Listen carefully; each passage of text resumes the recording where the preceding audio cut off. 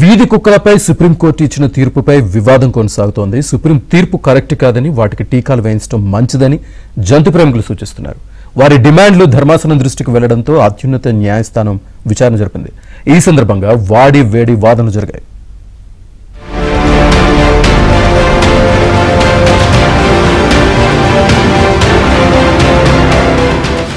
Delhi NCR ప్రాంతాల్లో ఉన్న వీధి కుక్కలను షెల్టర్లకు తరలించాలని సుప్రీంకోర్టు ఇచ్చిన తీర్పుపై తీవ్రస్థాయిలో విమర్శలు వెల్లువెత్తాయి.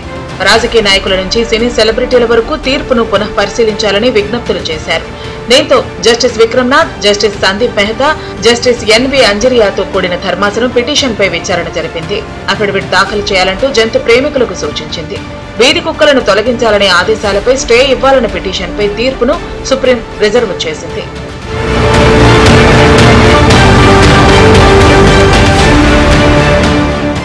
ప్రాజెక్టు కైండ్నెస్ ఎన్జీఓ తరపున సీనియర్ న్యాయవాది కపిల్ సిబల్ వాదించారు.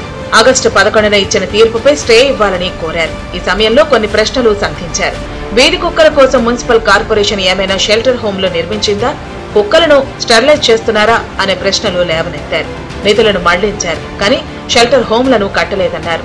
కుక్కలను మాత్రం రౌండప్ చేసి తీసుకెళ్తున్నట్లు ధర్మాసనం దృష్టికి తీసుకెళ్లారు. जो लास्ट जजमेंट आया था उसके खिलाफ जो पिटीशन लोगों ने डाली थी उसमें से एक हम लोग भी हैं।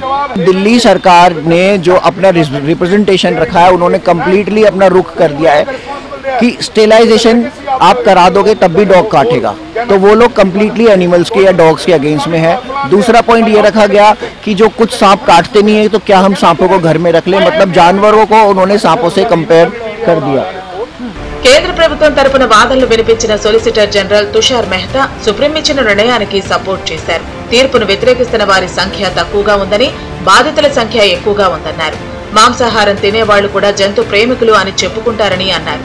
కుక్క కాటుతో చిన్నారులు చనిపోతున్నారని, స్టెరిలైజేషన్ తో రేబీస్ ను ఆపలేకపోతున్నారని అన్నారు.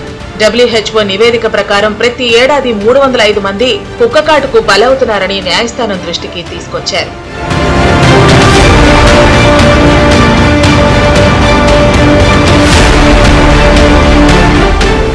ఇరు వర్గాల వాదనలు విన్న ధర్మాసనం స్థానిక అధికారుల తీరుపై మండిపడింది. సునకాల బెడదకు వారే కారణమని అసహనం వ్యక్తం చేసింది.